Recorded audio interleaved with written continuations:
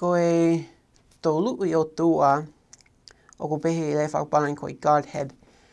Ko ia ko e o tua, mo sisu ka raisi, pia ko e lang mare ma oni oni.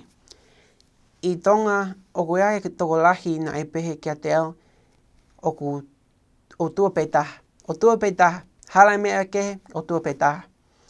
Ka koe mea o ku tau a ko ia, i he kau whaiwhekau, o ko ia e o tua e tolu. Pea i teimo ku tau pehe o ko ia e o tua e tolu, o ku tau pehe hala ai o tua petaha. O ko ia e o tua ko e tau tamai hewani, pea sisu ka raisi. O ku kehe naua, ko e toko ua ia.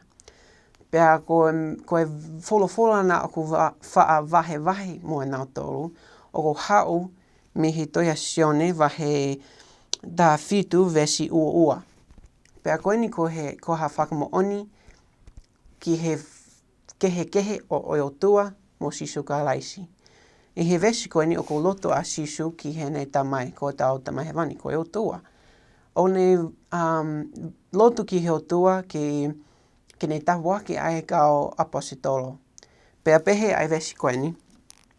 Pea koe nau na ke tuku ki a te au. Kua u tuku ki a te ki nau tolu, ko e kau apostolo. Ko i ke taha pe a ki nau tolu, ko e kau apostolo, ki nau taha, o ku kore ai sisu ki he o tua, ki tokoni ai kau apostolo, ki hoko taha. Hangi ko e taha i he uhinga. Pea ko e tau mua, pea hoko atu.